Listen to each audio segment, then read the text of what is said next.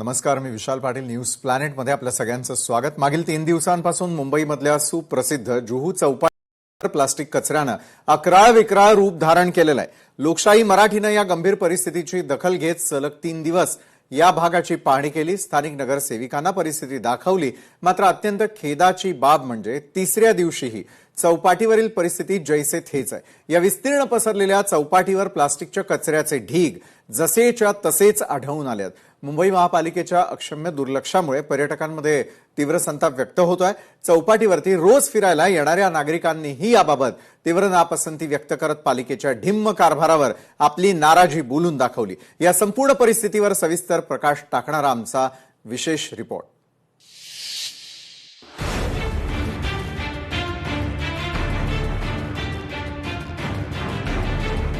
जुहू चौपाटीवरील कचऱ्याची परिस्थिती जैसे थे. लोकशाही मराठीच्या पाठपुराव्यानंतरही पालिकेचा ढिम्म प्रतिसाद. रोज साठणाऱ्या कचऱ्याच्या दुर्गंधीमुळे परिसरात आजारांचा प्रादुर्भाव. मुंबईची चौपाटी म्हणजे पर्यटकांचा हक्काचं ठिकाण, पण आज याच जुहू चौपाटीवरती कचऱ्याचं साम्राज्य पसरलेलं आपल्याला पाहायला मिळतंय. माझी मागची दृश्य जर आपण पाहिली तर सलग तिसऱ्या दिवशी देखील लोकशाही मराठी या कचऱ्याच्या साम्राज्याचा आढावा घेत आहे, पण प्रशासनाला अद्यापही जाग आलेली नाहीये. भरतीसोबत समुद्रानं मोठ्या प्रमाणावरती प्लास्टिक आणि इतर कचरा जो आहे तो किनाऱ्यावरती फेकलेला आहे. 3 दिवस उलटूनही हा कचरा उचलण्यासाठी युद्ध पातळीवरती प्रयत्न होताना दिसत नाहीये. जुहू चौपाटीला या प्लास्टिकच्या विळख्यातून मुक्त करण्यासाठी वेगवान पावले उचलणार का, याकडे आता संपूर्ण मुंबईकरांचं लक्ष लागलेलं आहे. मुंबईकरांचं आवडतं विरंगुळ्याचं ठिकाण असलेल्या ऐतिहासिक जुहू चौपाटीवर सध्या प्लास्टिक कचऱ्याचं मोठं साम्राज्य पसरलंय. चौपाटीवर येणाऱ्या पर्यटकांकडनं टाकला जाणारा कचरा आणि समुद्रातनं वाहून येणाऱ्या प्लास्टिकमुळे जुहू किनाऱ्याचं सौंदर्य पूर्णपणे धोक्यात आलंय. धक्कादायक बाब म्हणजे स्थानिक पर्यावरणप्रेमी आणि नागरिकांनी वारंवार पाठपुरावा करून सुद्धा बृहन्मुंबई महानगरपालिकेचा ढिम्म कारभार चव्हाट्यावर आलाय. याबाबत लोकशाही मराठीनं सलग तिसऱ्या दिवशी चौपाटीवरील परिस्थितीचा रियालिटी चेक केला असता एकूण परिस्थिती जैसे थेच दिसून आली. बुधवारी पालिकेच्या माजी महापौर आणि विरोधी पक्षनेत्या किशोरी पेडणेकर यांनी जुहू चौपाटीला सकाळी भेट दिली. त्यांनी प्रत्यक्ष कचऱ्याच्या साम्राज्याची पाहणी केली. या दौऱ्यादरम्यान त्यांनी पालिकेच्या संथ आणि ढिसाळ कारभारावर जोरदार ताशेरे ओढले. मुंबईची शान असलेल्या जुहू चौपाटीची ही अवस्था महापालिकेच्या निष्काळजीपणामुळे झाली आहे असा थेट आरोपच त्यांनी केलाय. किशोरी पेडणेकर आज स्वतः या ठिकाणी पोहोचलेल्या. ताई, इथे आल्यानंतर काय नेमकी परिस्थिती तुम्हाला पाहायला मिळते? लोकशाही मराठी म्हणून आम्ही 3 दिवसापासून याचा आढावा घेतोय. जैशी ती तशीच परिस्थिती आजही आम्हाला पाहायला मिळते. मला आश्चर्य वाटतंय, या प्रशासनाला किती पाठीशी घालायचं. ढीगच्या ढीग कचऱ्याचे आपल्याला दिसत आहेत आणि नुसते ढीग नाहीत तर 4-4, 5-5 फुटाचे आता ढीग दिसत आहेत. खाली 2-2 फुटाला कचरा लागतोय आणि अख्खा 300-500 मीटरचा हा समुद्र किनारा इतक्या प्रचंड प्लास्टिक आणि घाणीनी भरलेला आहे. मला माहिती दिली की 75 लोक मी ह्या समुद्र किनारी लावले आहेत.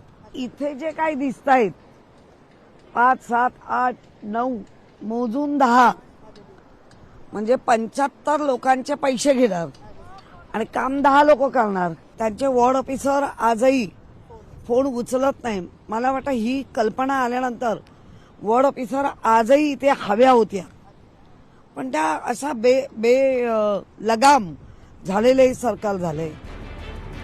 किशोरी पेडणेकरांच्या पाहणी दौऱ्यानंतर आणि लोकशाही मराठीच्या सततच्या दबावानंतर अखेर पालिकेच्या के वेस्ट वॉर्डचे अधिकारी घटनास्थळी दाखल झाले. परिस्थितीची पाहणी केल्यानंतर या अधिकाऱ्यांनी चौपाटीवरील कचरा उचलण्यासाठी सध्याची यंत्रणा कमी पडत आहे अशी स्पष्ट आणि उघड कबुलीही दिली. आज तुम्ही जेव्हा किशोरी पेडणेकर आणि आम्ही 3 दिवसापासून दखल घेतोय तेव्हा तुम्ही आज पोहोचतायत, काय सांगता? आम्ही रोज असतो इथे, रोज असतो आम्ही आणि आमचं कर्मचारी असतात पूर्ण. आम्ही सकाळपासून इथेच आहेत, तुम्ही आम्हाला दिसले. काय किती वेळापासून तुम्ही इथे आहात? इथे आता सागरकुटीला आम्ही भारत पोषण म्हणून इथं आमचे कामगार असतात, उपस्थित असतात, पुन्हा अधिकारी पण असतात. आणि कामगार सांगितले जातात 75, हे एका शिफ्टमध्ये 10 पण कामगार दिसत नाही. का माहिती आहे, 6.5 किलोमीटरचा हा पूर्ण बीच आहे. मोरे गाव ते आपला कोलीवाड्यापर्यंत 6.5 किलोमीटर आहेत आणि सर्व असं जास्त कचरा हा आपला मेन बीच मध्ये आणि हा बोरलाच्या इथे आहे, तिथं सारखा पूर्ण लोड येत आहे कचऱ्याचा. काल ज्या केव वेस्टच्या अधिकारी आहेत स्वाती कुडाळे, या स्वतः आल्या होत्या. आम्ही जेव्हा बातमी दाखवली त्याच्यानंतर मग आज तशी दखल का घेतली गेली नाही? खरं तर माध्यमं येतात म्हणून दाखवण्यासाठी तात्पुरतं त्या आल्या होत्या का? हा कारण सकाळपासून ते संध्याकाळपासून 10 वाजेपर्यंत चालू असतं. आपल्याकडे डंपरही लावलेले आहेत आणि ऍडिशनल अजून आपण मशीन लावतोय. आज 75 बोलले, आपण त्या टोकापासून यापर्यंत आलो. 15 माणसाच्या वर तुम्हाला माणसं दिसतायत का? काय तोंडावर खोट, इतके निलाजरे प्रशासन झालेलं आहे की यांचा निषेध करावा तेवढा थोडा आहे. पहिल्या दिवशी लोकशाही मराठीनं जुहू चौपाटी परिसराचा आढावा घेतला. यानंतर के वेस्ट वॉर्डच्या अधिकारी स्वाती कुडाले या काही वेळासाठी उपस्थित राहिल्या. मात्र प्रत्यक्षात पालिका अधिकाऱ्यांच्या उपस्थितीत ही कामं करून घेतली पाहिजेत, ती कामं आजही तिसऱ्या दिवशी होत नसल्याचं स्पष्ट झालंय. मुंबईतील चौपाटी फिरण्यासाठी देश विदेशातून पर्यटक मोठ्या संख्येनं येत असतात, पण आज या चौपाटीची जी अवस्था झालेली आहे त्यावरून पर्यटक कमालीचे नाराज असल्याचं पाहायला मिळतंय. परराज्यातनं आलेल्या पर्यटकांची काय प्रतिक्रिया आहे ते देखील पाहूया. उत्तराखंड नैनीताल से आया हूँ जी। मैं हाँ घूमने के लिए आया था। मैं काफ़ी नाम सुना है जुहू बीच का, बट आकर के काफ़ी निराशा हासिल हुई है। काफ़ी गंदगी है यहाँ पर। पहली बार मुंबई में हाँ, फर्स्ट टाइम आया था मैं घूमने के लिए उत्तराखंड से। क्या फिलहाल देख रहे हो? ये इस समय तो गंदगी के सिवा आगे जाने की इच्छा ही नहीं हो रही है। गंदगी जरूरत से ज़्यादा है। मुंबई में आने के बाद हाँ, बीचेस घूमने के लिए ही मुंबई आया था।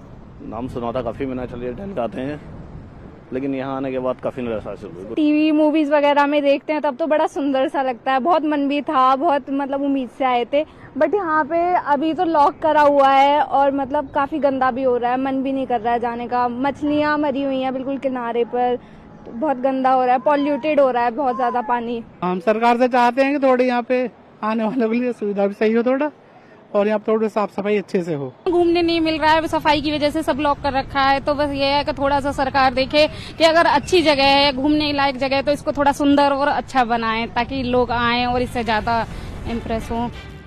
लोकशाही मराठीच्या सततच्या पाठपुराव्यानंतर पालिका प्रशासन खडबडून जागं झालेलं होतं. पण आता स्थानिक भाजपा आमदार अमित साटम हेही जुहू चौपाटीवर दाखल झाले होते आणि त्यांनी स्वच्छतेसंदर्भातला आढावाही घेतला.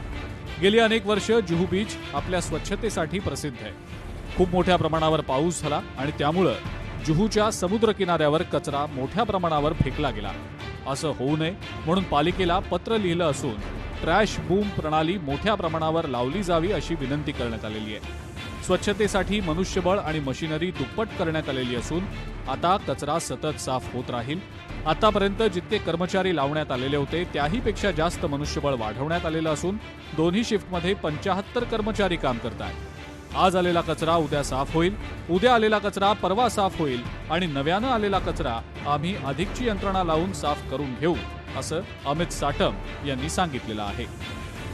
खरं तर या समुद्राची स्वच्छता मोहीम सर्वप्रथम तुम्ही सुरू केलेली होती, पुढाकार घेतलेला होता, परंतु आता मोठ्या प्रमाणात कचरा आढळून येतो. गेली अनेक वर्ष जुहू बीच हा त्या जुहू बीच वरती असलेल्या स्वच्छतेमुळे प्रसिद्ध झालेला आहे. येणाऱ्या काळामध्ये भविष्यामध्ये असं होऊ नये याकरता मी मुंबई महानगरपालिकेला असं पत्र दिलेलं आहे की ज्या ज्या ठिकाणी आपल्या शहरातले नदी नाले समुद्रामध्ये वाहतात त्या प्रत्येक ठिकाणी ट्रॅश बूम्स हे लावण्यात आले पाहिजे. सर्वात जास्त कचरा हा जुहू बीच वरती आलेला आहे यावर्षी आणि त्यामुळे आता मॅनपॉवर ही डबल करण्यात आलेली आहे, जास्त वाढवण्यात आलेली आहे आणि किमान 2 शिफ्टमध्ये 75 अशी 150 मॅनपॉवर या ठिकाणी डिप्लॉय करण्यात आलेली आहे. मशीन्सही वाढवण्यात आलेल्या आहेत आणि त्यामुळे कचऱ्याचा क्वांटम बघता मॅनपॉवर आणि मशिनरी सुद्धा या ठिकाणी वाढवण्यात आलेली आहे. तुम्ही काल जो कचरा बघितला आणि आज जो कचरा बघताय तो सेम कचरा नाहीये. काल आलेला कचरा उचलला गेला होता, परंतु आज नव्यानं पुन्हा या ठिकाणी कचरा आलेला आहे. आज आलेला कचरा उद्यापर्यंत साफ होईल, पण उद्या जो कचरा येईल तो परवापर्यंत साफ होईल आणि त्यामुळे सगळाच कचरा आम्ही साफ करून घेतला, पण नव्यानं पण कचरा येतोय ना. त्यामुळे नव्यानं आलेला जो कचरा आहे त्यामुळे या पावसाळ्यामध्ये ऍडिशनल मॅनपॉवर आणि मशिनरी ही डिप्लॉय आम्ही करतो. लोकशाही मराठीच्या रियालिटी चेकच्या तिसऱ्या दिवशी सुद्धा जुहू चौपाटीची तीच अवस्था कचऱ्याच्या विळख्यात अडकल्याचं पाहायला मिळालं. सध्या प्रशासनाला याबाबत काहीही ठोस कृती करायची नाही, लाखोंचं कंत्राट घेणाऱ्या कंत्राटदारावर जबाबदारी निश्चित करायची नाही, हेच यावरून स्पष्ट होत आहे.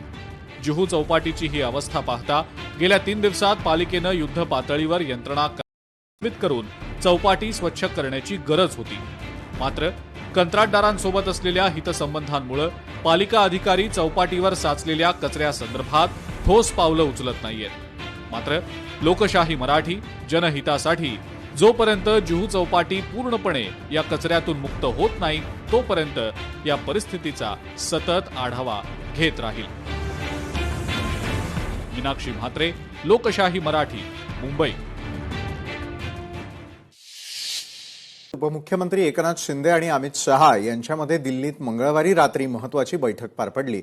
नव्यानंच पक्षामध्ये आलेले 6 खासदार यांना घेऊन त्यांच्या मतदारसंघातील कामाचा आढावा आणि या कामासाठी मिळणाऱ्या निधीबाबत अमित शहा यांच्यासोबत बैठकीत चर्चा झाली आणि या बैठकीतून खासदारांना निधी कमी पडणार नाही असा शब्द अमित शहांनी दिलाय. यावेळी मंत्रिमंडळ विस्तारामध्ये शिवसेनेला मिळणाऱ्या मंत्रिपदाबाबत देखील चर्चा झाली असल्याची सूत्रांची माहिती आहे. पाहुयात या संदर्भातील विशेष रिपोर्ट.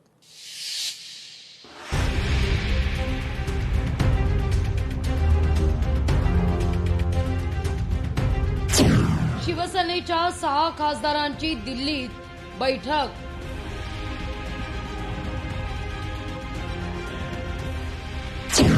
अमित शहा यांच्याकडे मतदारसंघाच्या कामाकरता निधीची मागणी.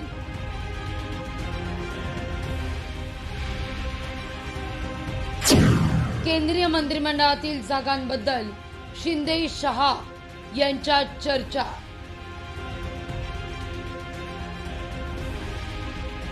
उद्धव ठाकरेंच्या शिवसेनेतून फुटून 6 खासदारांनी शिंदेंना साथ दिली. त्यानंतर एकनाथ शिंदे यांनी दिल्लीत अमित शहा यांच्यासोबत बैठक घेतली. यावेळी शिवसेनेचे नेते आणि खासदार श्रीकांत शिंदे देखील उपस्थित होते. 6 खासदार एकनाथ शिंदे यांच्या सोबत आल्यानंतर ही पहिलीच भेट अमित शहा यांच्या सोबत झालीय. मतदारसंघात पुरेसा निधी मिळत नसल्याची या खासदारांची तक्रार होती. त्याच मुद्द्यावर उपमुख्यमंत्री एकनाथ शिंदे आणि सगळे खासदार अमित शहा यांच्या भेटीकरता दिल्लीत गेले. जवळपास तासभर या बैठकीत चर्चा झाली आणि विकास कामांना निधी कमी पडू दिला जाणार नाही असा या 6ही खासदारांना अमित शहा यांनी शब्द दिलाय अशी माहिती आहे. मीटिंग हुई, सदिच्छा भेंट थी और अमित भाई के साथ हमारे 6 सांसद थे, उनकी बैठक हुई है. सदिच्छा भेंट थी और उनके चुनाव क्षेत्र के विकास कार्यों के बारे में चर्चा. सोमवारपासून संसदेचं पावसाळी अधिवेशन सुरू होत आहे. त्यापूर्वी केंद्रीय मंत्रिमंडळाचा विस्तार होईल अशी राजकीय वर्तुळात चर्चा आहे. 17 जुलैला केंद्रीय मंत्रिमंडळ विस्ताराबद्दल घोषणा केली जाईल असं सूत्रांकडून कळत आहे. या विस्तारात शिवसेनेला 2 मंत्रिपद दिली जाणार आहे. एक कॅबिनेट मंत्रिपद तर दुसरं राज्यमंत्रीपद अशी 2 मंत्रिपद शिवसेनेच्या वाट्याला येतील. या संदर्भात देखील खासदारांची बैठकीत चर्चा झाल्याचं कळतंय.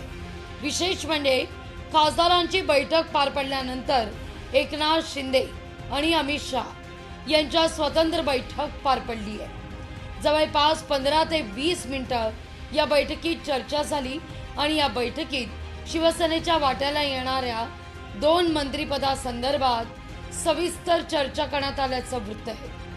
त्यापैकी कॅबिनेट मंत्रिपदाकरता श्रीकांत शिंदे यांच्या नावाची शिवसेनेत चर्चा आहे. राज्यमंत्रीपदी पदाकरता नव्यानं पक्षात आलेल्या 6 खासदारांपैकी एकाला राज्यमंत्रीपद दिलं जाणार आहे अशी चिन्ह आहेत. यामध्ये परभणीचे खासदार संजय जाधव आणि धाराशिवचे खासदार ओमराजे निंबाळकर यांच्या नावाची चर्चा आहे.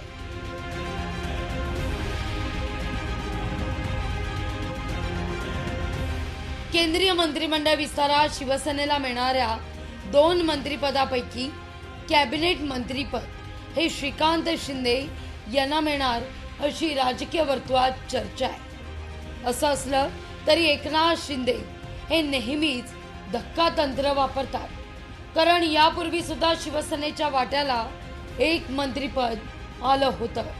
त्यावेळी देखील श्रीकांत शिंदे यांना ते मंत्रिपद न देता प्रतापराव जाधव यांना हे मंत्रिपद देण्यात आलं।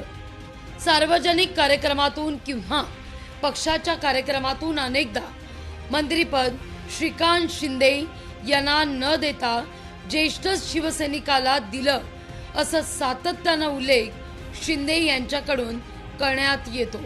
राज्यसभेवर खासदार पदाचा उमेदवार देताना अनेकांची नावं चर्चेत असताना ज्योती वाघमारे यांना खासदार करण्याचा निर्णय शिंदेंनी घेतला, तर नुकतीच उपसभापती पदाकरता पक्षात अनेक जण इच्छुक असताना उद्धव ठाकरे यांच्या सेनेतून आलेले सचिन अहिर यांना उपसभापतीपद देऊन शिंदेंनी सगळ्यांना चकित केलं। त्यामुळे आताही शेवटच्या क्षणी शिंदे पुन्हा एकदा धक्कातंत्र वापरणार का हे पाहणं औत्सुक्याचं आहे।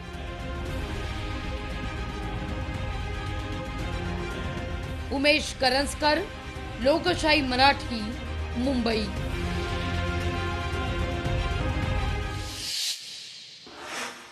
महाराष्ट्राच्या राजकारणामध्ये पुन्हा एकदा राम केंद्रस्थानी येण्याची चिन्ह दिसतात।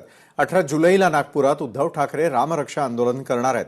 अयोध्येतल्या श्रीराम मंदिराच्या देणगी व्यवस्थापनाबाबत झालेल्या कथित गैरव्यवहाराच्या आरोपांवर आवाज उठवण्यासाठी म्हणून राज्यव्यापी रामरक्षा आंदोलन ठाकरे सेना करते। तर अवघ्या 4 दिवसांनी 22 जुलैला मुख्यमंत्री देवेंद्र फडणवीस यांचा 56वा वाढदिवस साजरा होणार आहे। एकाच मंदिर परिसरात अवघ्या काही दिवसांच्या अंतरानं होणारे 2 धार्मिक कार्यक्रम आणि त्याभोवती रंगणारं राजकारण यामुळे रामनगर इथलं श्रीराम मंदिर सध्या राज्याच्या राजकीय चर्चेचा केंद्रबिंदू बनलेला आहे। पाहुयात या संदर्भातला आमचा विशेष रिपोर्ट।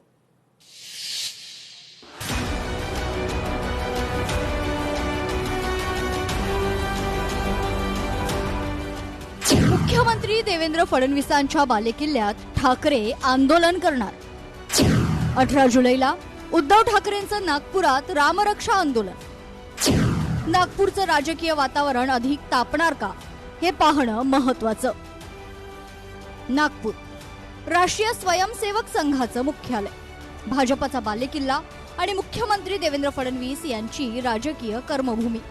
याच नागपुरात 18 जुलैला उद्धव ठाकरे रामरक्षा आंदोलन करणार आहेत। या आंदोलनातून अयोध्येतील श्रीराम मंदिराच्या निधी गैरव्यवहाराबाबत उपस्थित झालेल्या आरोपांवर भाजपनं उत्तर देण्याची मागणी केली जाणार असल्याचं ठाकरे सेनेचं म्हणणं आहे। येत्या 18 तारखेला नागपूरमध्ये हा कार्यक्रम होईल, जिथे मी स्वतः जाणार आहे। माझा प्रयत्न आहे की आता हिंदूंनी झोपून चालणार नाही, जागा झालं पाहिजे। आपल्या हिंदुत्वाचा, आपल्या हिंदू धर्माचा दुरुपयोग करून जर लुटण्याचा कार्यक्रम कोणी करत असेल तर त्यांना आता त्यांची जागा दाखवण्याची वेळ आली। प्रभू श्रीरामाचं मंदिर जे अयोध्येत भाविकांच्या श्रद्धेच्या पैशातून उभा राहिलेला आहे आणि याच पैशावर डल्ला मारण्याचं काम भारतीय जनता पार्टीच्या लोकांनी केलेलं आहे। आणि म्हणून प्रभू श्रीराम एक श्रद्धेचं केंद्र आहे, श्रद्धेचं ठिकाण आहे। त्यामुळे श्रद्धेचा अवमान कुठं होऊ नये हे पकडलं गेलं। म्हणून एक रामरक्षा महाआरती सगळ्या महाराष्ट्रात आम्ही करतो, ती नागपुरात सुद्धा होणार। एकीकडे उद्धव ठाकरे आणि त्यांचे शिलेदार रामरक्षा आंदोलनावर ठाम आहेत, तर दुसरीकडे नागपुरातील ज्या राम मंदिरात हे आंदोलन केलं जाणार आहे त्याच मंदिर प्रशासनानं मंदिराचं पावित्र्य अबाधित राहावं यासाठी मंदिर परिसरात कोणतीही राजकीय भाषणं, घोषणाबाजी किंवा नारेबाजी होणार नसल्याची अट घातली आहे। त्यामुळे रामरक्षा पठणानंतर मंदिराबाहेर उद्धव ठाकरे कार्यकर्त्यांना संबोधित करणार असून अयोध्येतील प्रकरणावरून भाजपवर टीका करण्याची शक्यता व्यक्त केली जात आहे। राम मंदिरात येऊन जर कोणी काही नारे लावले, कोणाला शिव्या दिल्या, भाषणं दिली, आंदोलन केलं तर ते राम मंदिराचं पावित्र्य, कोणत्याही मंदिराचं पावित्र्य त्यांनी भ्रष्ट होतं, तर तेवढं तुम्ही करू नका। त्यामुळे नाही म्हणे आम्ही रामरक्षा म्हणायला फक्त येऊ, उद्धवजी येतील, रामरक्षा म्हणतील आणि नंतर जो कार्यक्रम आहे तो म्हटलं तुम्ही मंदिर परिसराच्या बाहेर घ्या। त्यांनाही सांगितलं की तुम्ही प्रॉपर प्रशासन आणि पोलीस यांच्याकडनं परमिशन घेऊन तुम्हाला जे आंदोलन करायचे जे काय करायचं ते मंदिराबाहेर करा. पण तर 22 जुलैला मुख्यमंत्री देवेंद्र फडणवीस यांच्या 56व्या वाढदिवसानिमित्त याच मंदिरालगतच्या NIT मंदिरावर लक्ष्मी नृसिंह 56 कुंडीय महायज्ञाचं आयोजन करण्यात आले. या महायज्ञात 56 विविध समाजांचे प्रतिनिधी सहभागी होणार असून त्यासाठी मंडप उभारण्याचं काम युद्धपातळीवर सुरू आहे. विशेष म्हणजे ज्या श्रीराम मंदिरात उद्धव ठाकरे रामरक्षा पठण करणार आहेत त्या मंदिराचे मुख्यमंत्री देवेंद्र फडणवीस आजीवन सदस्य आहेत. हे मंदिर त्यांच्या दक्षिण पश्चिम नागपूर मतदारसंघात असून त्यांच्या निवासस्थानापासूनही काही अंतरावर आहे. त्यामुळे या धार्मिक कार्यक्रमांना राजकीय संदर्भ प्राप्त झालाय. भाजपच्या पावलावर पाऊल टाकण्याचा त्यांनी प्रयत्न करतात आहे. खऱ्या अर्थाने हा जो महायज्ञ आहे तो आदरणीय संदीपजी जोशी यांनी आमचे नेते बहुजन नायक माननीय देवेंद्रजी फडणवीस साहेब यांच्या 56व्या जन्मदिनानिमित्त तो आपण आयोजित केलेला आहे. ज्याच्यामध्ये 56 विविध समाजाचे लोक माननीय देवेंद्रजीच्या याच्यासाठी तो यज्ञ करणार आहेत. तर या प्रकारचा यज्ञ आम्ही रामनगरला इथे आयोजित केले. हिंदुत्व हा शिवसेना आणि भाजप या दोन्ही पक्षांच्या राजकारणाचा महत्वाचा आधार राहिलाय. अयोध्येतील राम मंदिर देणगी प्रकरणातील अपहार सध्या संपूर्ण देशभरात वादाचा मुद्दा ठरलाय. त्यातच विरोधक भाजपला या मुद्द्यावरून टीकेचं लक्ष करतायत. त्यामुळे उद्धव ठाकरे 18 जुलैला होणाऱ्या रामरक्षा आंदोलनादरम्यान थेट मुख्यमंत्र्यांच्या बालेकिल्ल्यात आणि त्यांच्याच मतदारसंघात कोणती भूमिका मांडतात आणि त्याला भाजपकडून काय प्रत्युत्तर दिलं जातं याकडे राज्यासह देशाचं लक्ष लागलंय. रामरक्षा पठण असो किंवा 56 कुंडीय महायज्ञ दोन्ही कार्यक्रमांचा केंद्रबिंदू श्रीरामाची भक्ती असली तरी त्यांच्या पार्श्वभूमीवर रंगणारं राजकारण पुढील काही दिवस नागपूरच्या राजकीय वातावरणाला अधिक तापवणार हे निश्चित. रामरक्षा पठण असो किंवा 56 कुंडीय महायज्ञ दोन्ही कार्यक्रमाचा केंद्रबिंदू हा श्रीरामाची भक्ती असली तरी त्याच पार्श्वभूमीवर रंगणारं राजकारण पुढील काही दिवस नागपूरच्या राजकीय वातावरणाला अधिक तापवणार हे मात्र निश्चित आहे. लोकशाही मराठी करता मी ज्ञानेश्वर पवार, नागपूर. कोल्हापूर राजर्षी छत्रपती शाहू महाराजांच्या पुरोगामी विचारांची भूमी, स्त्री पुरुष समानतेचा संदेश देणाऱ्या या भूमीत आजही मुलगी जन्माला आली म्हणून विवाहितांचा छळ होत असल्याच्या घटना समोर येतात. अगदी 2 दिवसांपूर्वी अशाच कौटुंबिक छळाला कंटाळून एका विवाहितेनं आत्महत्या केल्याची घटना अगदी ताजी असतानाच कागलमध्ये आणखी एका विवाहितेवर अमानुष अत्याचार झाल्याचा धक्कादायक प्रकार उघड झाला. मुलगी झाली म्हणून पती, सासू आणि दिरानं केलेल्या कथित मारहाणीमध्ये वैष्णवी मगदूम हिच्या हाताला तब्बल 22 टाके पडलेले असून तिचा हात निकामी होण्याची भीती व्यक्त केली जाते. या प्रकरणी कागल पोलिसांनी तिघांविरोधात गुन्हा दाखल केलाय. पाहुयात या संदर्भातला विशेष रिपोर्ट.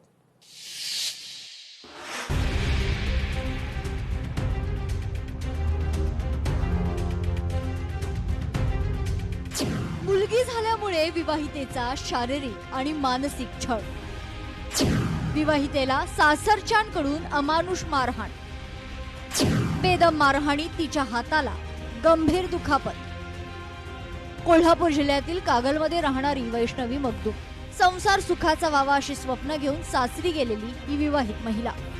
मात्र मुलगी जन्माला आल्यापासून तिचं आयुष्य कथितपणे छळ, अपमान आणि मारहाणीचं बनलं. मुलगा झाला नाही या कारणावरून तिचा सातत्यानं मानसिक आणि शारीरिक छळ करण्यात आल्याचा आरोप तिच्या कुटुंबियांनी केलाय. मारहाण झाली त्याचं मूळ कारणच होतं की मला मुलगी झाली, कारण का त्यांना सासरच्या मंडळींना, सासूबाईंना, मिस्टरांना, दिरांना मुलगा पाहिजे होता, कारण त्यांच्या घरामध्ये त्यांना मुलगी नकोच होती. आणि कारण सुनेचा सुद्धा छळ त्यांनी भरपूर प्रमाणात केलेला आहे. आत्तापर्यंत माझ्या आधीसुद्धा 2 सुना येऊन त्या न नांदता गेलेल्या आहेत. 9-10 महिन्याचा संसार करून मार छळ सगळा सहन करून त्यासुद्धा सोडून गेलेल्या आहेत. जे एकंदरीतच त्या घरात मुलगीला अतिशय क्रूर वागणूक मुलगीसोबत होते, मग ती सून असू दे किंवा त्या घरची मुलगी असू दे.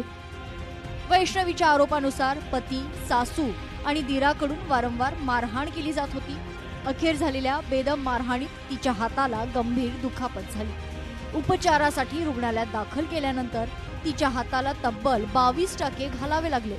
एवढंच नाही तर डॉक्टरांनी हाताच्या कार्यक्षमतेबाबतही चिंता व्यक्त केल्याचं सांगितलं जातं. त्यांच्या अपेक्षा म्हणजे प्रत्येक कार्यक्रम आलं काय आलं सगळ्या मागण्या, बारसं घाला मोठ्यानं, डोहाळं जेवण करा तुमच्या येणं मोठ्यानं, सगळं म्हणजे मुलग्याचं लग्न केलं, लग्नात सुद्धा सगळ्या मागण्या आम्ही पुरवत आलो. पण आमच्या मुलगीशी असं का ती वागली? त्या मुलगीला, माझ्या मुलगीला, नातीला त्यांनी न्याय पाहिजे बघा, मिळायला पाहिजे सगळ्यांनी. बरं, एवढी गंभीर मोठी हे केलेलं आहे. मुलगी माझी कधी मरणाच्या दारातनं वाचली ती, नाही तर काय बघायचं होतं मुलगीचं, सांगा बघू. घटनेची माहिती मिळताच वैष्णवीच्या आईनं तिला माहेरी आणलं. तिच्यावर उपचार करून कागल पोलीस ठाण्यात तक्रार दाखल करण्यात आली. मुलीला न्याय मिळावा आणि दोषींवर कठोर कारवाई व्हावी अशी मागणी कुटुंबियांनी केली आहे. मुलगी झाल्यानंतर हिनं भयानक त्रास सहन केला आहे. इथून आमच्या माहेरून ती सासरवाडीत गेल्यानंतर 15 दिवसाचाच कालावधी होता. असं काही जास्त दिवस झाले असं पण काही नव्हतं. पण 15 दिवसामध्ये अशी घटना घडल्या की तिला कमीत कमी 4 ते 5 वेळा मारहाण करण्यात आलेली आहे. आणि ज्यावेळी लास्ट टाईम झाली ही अत्यंत भयानक मारहाण होती. कठोर शासन केलं पाहिजे, परत पोलिसांनी पण त्यांना शासन केलंच पाहिजे आणि चांगली शिक्षा झाली पाहिजे.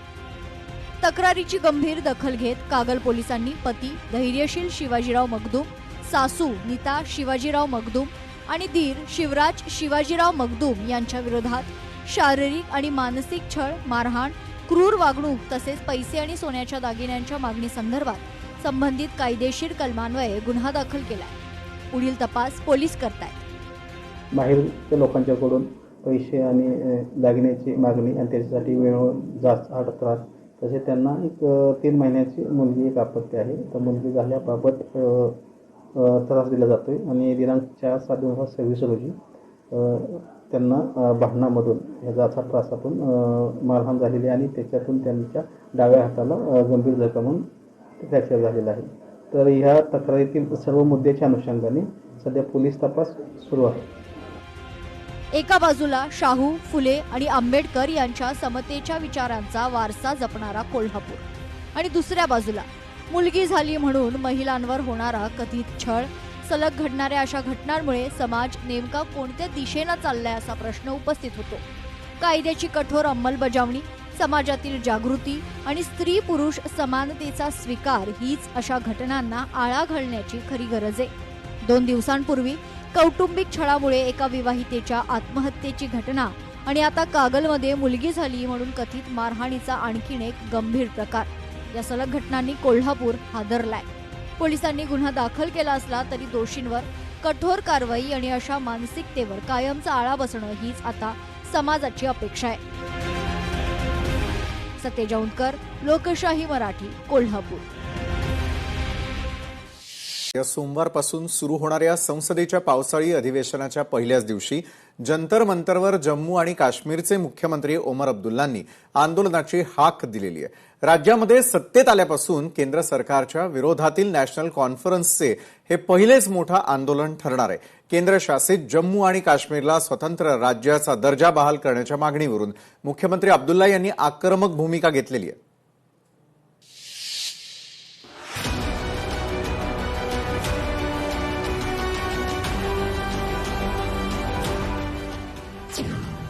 राजकीय दृष्ट्या जम्मू आणि काश्मीर पुन्हा धुमसू लागला. भाजप सरकार अस्थिर करत असल्याचा अब्दुल्ला यांचा आरोप. मुख्यमंत्री ओमर अब्दुल्लांचे सोमवारी जंतर मंतरवर आंदोलन. जम्मू आणि काश्मीर हा केंद्रशासित प्रदेश सध्या राजकीय दृष्ट्या धुमसू लागला. सत्ताधारी नॅशनल कॉन्फरन्सच्या आमदारांना 20 ते 30 कोटी रोख तसेच मंत्रिपदाचे आमिष दाखवून आपले सरकार अस्थिर करण्याचा भाजपकडून प्रयत्न सुरू आहे असा आरोप करून मुख्यमंत्री ओमर अब्दुल्ला यांनी खळबळ उडवून दिली. केंद्रशासित असलेल्या जम्मू आणि काश्मीरला स्वतंत्र राज्याचा दर्जा बहाल करण्याच्या मागणीवरून मुख्यमंत्री अब्दुल्ला यांनी आता आक्रमक भूमिका घेतली. जम्मू आणि काश्मीर राज्यात सत्तेत येऊन 2 वर्ष झाली.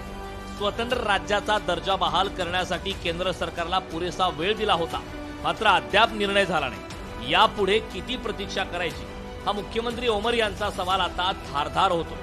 स्वतंत्र राज्याच्या दर्जासाठी आम्ही सतत मागणी वा पाठपुरावा करीत आहोत, तरीही केंद्राकडून काहीच प्रतिसाद दिला जात नाही. राज्याच्या दर्जासाठी आता आम्ही अमेरिकेचे राष्ट्राध्यक्ष डोनाल्ड ट्रम्प यांच्याकडे जावे का, तसेच व्हाईट हाऊसच्या बाहेर निदर्शने करावीत का हे भाजपने सांगावे अशी उपरोधिक भावना ओमर अब्दुल्ला यांनी बोलून दाखवली. For the last few months there have been so many slanderous accusations against National Conference and its leadership. by senior BJP leaders in Jammu and Kashmir, particularly one leader who time and again has leveled unfounded and slanderous allegations against us, whom we have been fighting politically. Going on now, we will begin the process of sending legal notices to that particular BJP leader and the few others, and let's see where this process goes. Jammu आणि काश्मीरला विशेष अधिकार प्राप्त झालेले राज्यघटनेतील 370वे कलम August 2019 मध्ये निष्प्रभ करण्यात आल्यावर राज्याला केंद्रशासित प्रदेशाचा दर्जा देण्यात आला। तेव्हापासून राज्याला योग्य वेळी संपूर्ण राज्याचा दर्जा देण्यात येईल असे आश्वासन केंद्राकडून सातत्याने दिले जाते। अगदी पंतप्रधान नरेंद्र मोदी यांनीही योग्य वेळी राज्याचा दर्जा दिला जाईल असे जाहीर केले होते, पण ही योग्य वेळ केव्हा येईल याचे उत्तर सध्या कोणीच देत नाही। यावर उमर अब्दुल्ला यांनी आता आक्रमक पवित्रा घेतला। जम्मू आणि काश्मीरमध्ये लोकनियुक्त सरकार असले तरी तो केंद्रशासित प्रदेश असल्याने पोलीस, कायदा व सुव्यवस्था, अधिकाऱ्यांच्या बदल्या हे सारे अधिकार नायब राज्यपालांकडे आहेत। दरवर्षी 13 जुलैला राज्यात साजरा होणारा शहीद दिन पाळण्यापासून गेल्या वर्षी उमर अब्दुल्ला यांना पोलिसांनी रोखले। मग पोलिसांना चकवा देत उमर यांनी कुंपणावरून उडी मारून शहीदांना श्रद्धांजली वाहिली होती। यंदाही नायब राज्यपालांच्या प्रशासनाने शहीद दिनाला परवानगी नाकारल्याने उमर यांना पक्षाच्या मुख्यालयातच शहीदांना श्रद्धांजली वाहावी लागली। याचा राग मुख्यमंत्री उमर अब्दुल्ला यांना आहे। जंतर मंतरवर होणाऱ्या आंदोलनामुळे जम्मू काश्मीरमधील राज्याच्या दर्जाचा प्रश्न पुन्हा राष्ट्रीय चर्चेचा विषय ठरणार आहे। नॅशनल कॉन्फरन्स PDP आणि इतर प्रादेशिक पक्ष केंद्रावर दबाव वाढवण्याचा प्रयत्न करतील तर भाजप आपली भूमिका कायम ठेवण्याची शक्यता आहे। यामुळे संसदेच्या पावसाळी अधिवेशनातही हा मुद्दा गाजण्याची शक्यता वर्तवली जाते। आगामी काळातील केंद्र राज्य संबंध, संघ राज्य व्यवस्था आणि जम्मू काश्मीरच्या राजकीय भवितव्यावर प्रभाव टाकणारे ठरू शकते। राज्याचा दर्जा पुनर्स्थापित करण्याचा निर्णय कधी होणार याकडे जम्मू काश्मीरसह संपूर्ण देशाचं लक्ष लागलं। ब्युरो रिपोर्ट, लोकशाही मराठी, मुंबई। किरकोळ महागाईनंतर आता देशातील घाऊक महागाई ही जुलै महिन्यामध्ये 10% पोहोचण्याची शक्यता आणि त्यामुळे सर्वसामान्य नागरिकांना महागाईपासून दिलासा मिळण्याची शक्यता सध्या तरी दिसत नाही। अन्नपदार्थ, खनिज आणि कच्च्या मालाच्या वाढत्या किमतींमुळे दैनंदिन वस्तूंचे दर आणखी वाढण्याची शक्यता असून अल निनो आणि कच्च्या तेलाच्या महागाईमुळे पुढील काळातही किमतींवरील दबाव कायम राहण्याचा अंदाज व्यक्त केला जातोय।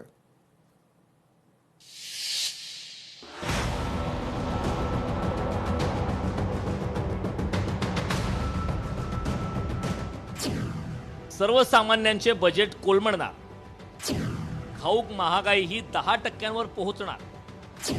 महागाईवर एल निनो, कच्च्या तेलाच्या किमतीचा परिणाम। ग्राहक किंमत निर्देशांकांवर आधारित किरकोळ महागाई जूनमध्ये 4.38% पोहोचली। हा गेल्या 17 महिन्यातील उच्चांक असून मे महिन्यात ती 3.93% होती। याचा परिणाम थेट सर्वसामान्य नागरिकांच्या दैनंदिन खर्चावर झाला।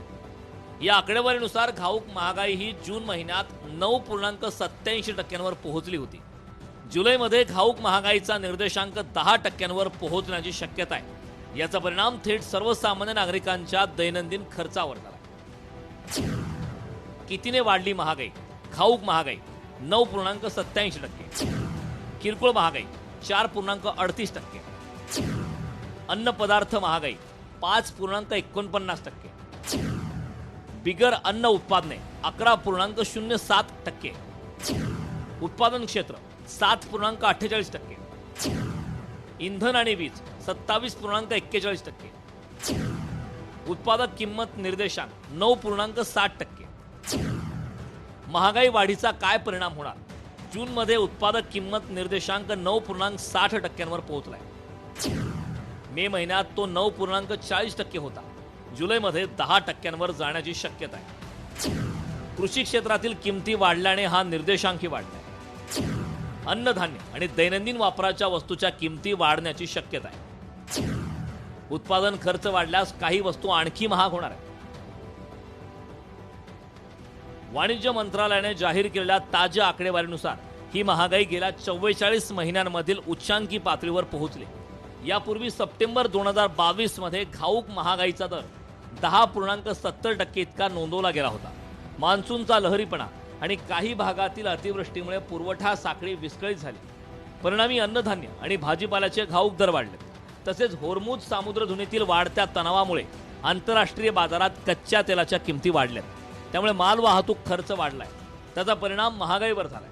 रिझर्व्ह बँकेचे किरकोळ महागाई नियंत्रणाचे उद्दिष्ट 4% आहे, परंतु घाऊक महागाई 9.87% गेल्यामुळे किरकोळ महागाईवरही प्रचंड ताण येणार आहे. घाऊक महागाईमुळे येत्या काळात किरकोळ बाजारातील वस्तू आणखी महाग होण्याचे चिन्ह आहे. महिनाकाठी एका मध्यमवर्गीय कुटुंबाला आपल्या नेहमीच्या खर्चापेक्षा किमान 1500 ते 2500 अतिरिक्त मोजावे लागत असल्याने सर्वसामान्यांचे मासिक बजेट पूर्णपणे कोलमडणार. सर्वच देशात महागाई वाढल्याचा फटका बसलाय. इंधन वाहतूक खर्च वाढल्यामुळे केवळ भारतच नव्हे तर अमेरिका, युरोप आणि इतर देशांमध्येही पेट्रोल, डिझेल आणि अन्नधान्यांचे दर वाढले. जगातील मध्यवर्ती बँका मधल्या काळात महागाई कमी करण्यासाठी व्याजदर कमी करणार होत्या. मात्र या आखाती देशातील इंधन संकटामुळे व्याजदर चढेच ठेवावे लागले, ज्यामुळे जागतिक अर्थव्यवस्थेत मंदी आणि उत्पादनातील मंदीसह महागाई वाढण्याचा धोका निर्माण झाला. आखाती देश हे जागतिक पातळीवर खतांच्या उत्पादनाचे मोठे केंद्र आहेत. या मार्गात व्यत्यय आल्याने जगभरात रासायनिक खतांचा तुटवडा निर्माण झाला होता. यामुळे पुढील हंगामात जागतिक अन्नधान्य उत्पादन घटण्याची भीती व्यक्त केली जाते. होर्मुझ सामुद्रधुनीतील एका छोट्या भौगोलिक क्षेत्रातील वादामुळे संपूर्ण जगाची ऊर्जा सुरक्षा, वाहतूक व्यवस्था आणि वित्तीय बाजाराला मोठा हादरा बसलाय.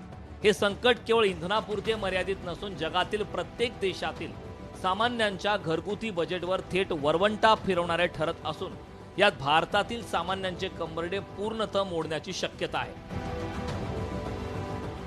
ब्युरो रिपोर्ट, लोकशाही मराठी, मुंबई. ठाण्यामधील ईस्टर्न एक्सप्रेस महामार्गावरील पादचारी उड्डाण पुलावर लावलेला एक बॅनर मार्गावरून जाणाऱ्या दुचाकी स्वाराच्या अंगावर पडल्याची घटना 2 दिवसांपूर्वी घडली. या घटनेची उपमुख्यमंत्री एकनाथ शिंदे यांनी गंभीर दखल घेत शहरातील सर्व अनधिकृत होर्डिंग्ज आणि बॅनर्स तातडीनं हटवण्याचं तसंच आवश्यक ती कठोर कारवाई करण्याचे आदेश त्यांनी आयुक्तांना दिले. या निमित्तानं शहरातील अनधिकृत होर्डिंग्जचा मुद्दा पुन्हा एकदा ऐरणीवर आलाय.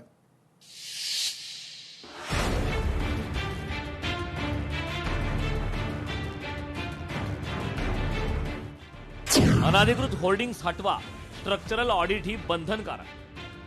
शहरातील अनधिकृत होर्डिंगचा मुद्दा पुन्हा एकदा ऐरणीवर. अधिकाऱ्यांच्या हितसंबंधामुळे अनधिकृत होर्डिंग्जवर ठोस कारवाई नाही.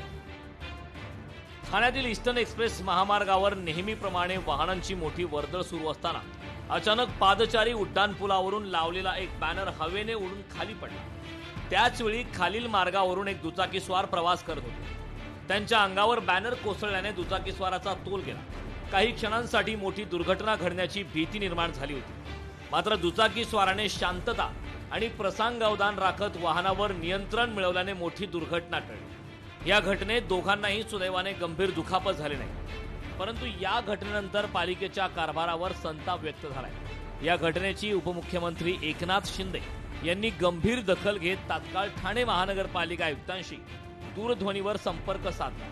शहरातील सर्व अनधिकृत होर्डिंग्स आणि बॅनर्स तातडीने हटवण्याचे तसेच आवश्यक ती कठोर कारवाई करण्याचे आदेश त्यांनी आयुक्तांना दिले. यासोबतच पावसाळ्यात सोसाट्याचा वारा आणि पावसामुळे पुन्हा अशी कोणतीही दुर्घटना घडू नये यासाठी शहरातील सर्व मोठ्या होर्डिंग्सचे तातडीने स्ट्रक्चरल ऑडिट करण्याचे कडक निर्देशही उपमुख्यमंत्र्यांनी दिले. ठाण्यातल्या आयुक्तांना फोन केला, सगळे बिलकुल बॅनर काढून टाका, एकही बॅनर ठेवू नका आणि कुणालाही बेकायदेशीर बॅनर लावून देऊ नका.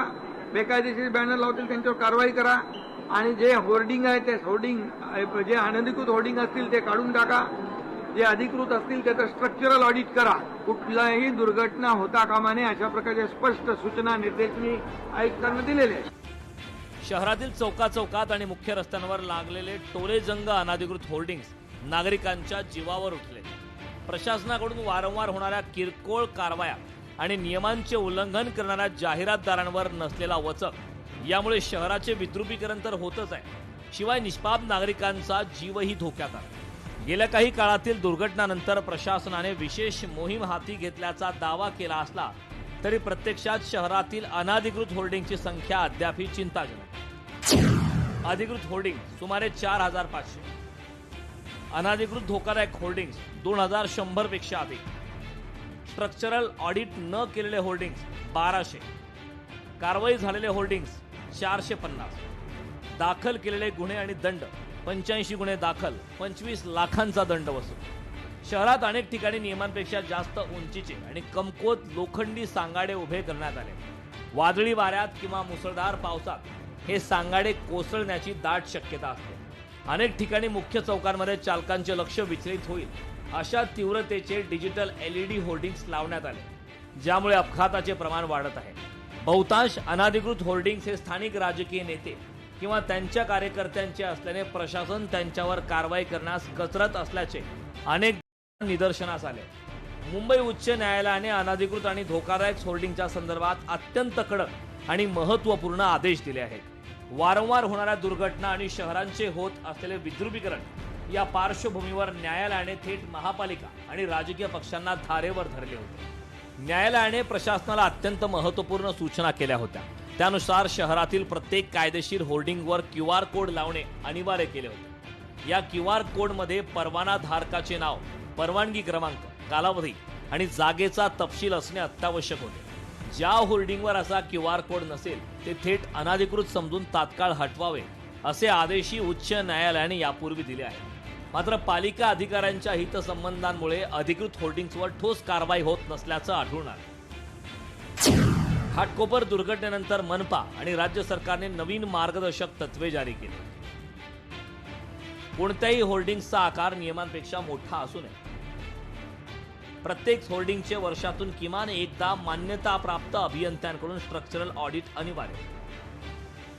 प्रत्येक अधिकृत होर्डिंग्सवर QR कोड लावणे आवश्यक. होर्डिंग्सवरील QR कोडवरून ते कायदेशीर आहे की नाही ते समजणार.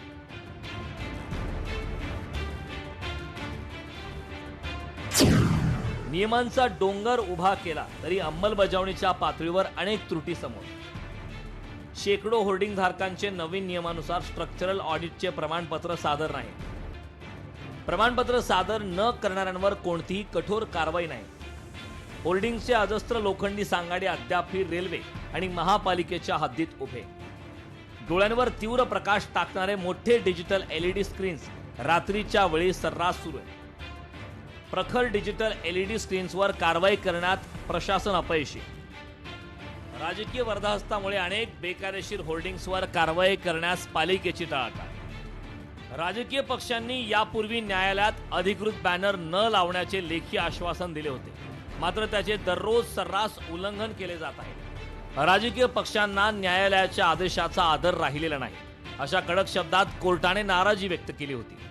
सर्व राजकीय पक्षांना न्यायालयात नोटिसा बजावून त्यांच्याकडून स्पष्टीकरण मागवण्यात आले होते, मात्र या सर्व आदेशांवर पाणी फिरल्याचे चित्र सद्यस्थितीत शहरात दिसून येत आहे. अनेक राजकीय पक्षांच्या नेत्यांच्या बेकायदेशीर जाहिराती असलेले अनाधिकृत आणि धोकादायक होर्डिंग शहराच्या मुख्य रस्त्यावर आणि कानाकोपऱ्यात सर्रास आढळून येतात.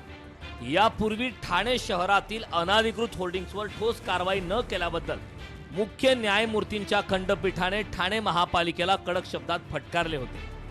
महापालिका अकार्यक्षम आहे की त्यांचे होर्डिंगच्या व्यवसायात हितसंबंध गुंतलेले आहेत असा गंभीर सवाल न्यायालयाने उपस्थित केला होता. कायद्याचा धाक निर्माण करण्याबाबत कायदा सुधारणा करण्याच्या बाजूने उच्च न्यायालयाने निर्देश दिले होते, मात्र न्यायालयाच्या निर्देशांना मुंबई ठाणे असो वा राज्यातील अन्य महापालिकांना केराची टोपली दाखवली असे चित्र सर्वत्र पाहायला मिळते. घाटकोपर होर्डिंग दुर्घटनेत 17 जणांचा बळी गेला होता. 70 पेक्षा अधिक नागरिक जखमी झाले होते. घाटकोपर सारखी पुनरावृत्ती टाळायची असेल तर केवळ नवे नियम न बनवता त्यांची अंमलबजावणी न करणाऱ्या अधिकाऱ्यांवर आणि जाहिरातदारांवर थेट फौजदारी गुन्हे नोंदवून त्यांना तुरुंगात पाठवण्याची कठोर भूमिका प्रशासनाने घेणे गरजेचे आहे. ब्युरो रिपोर्ट, लोकशाही मराठी, मुंबई.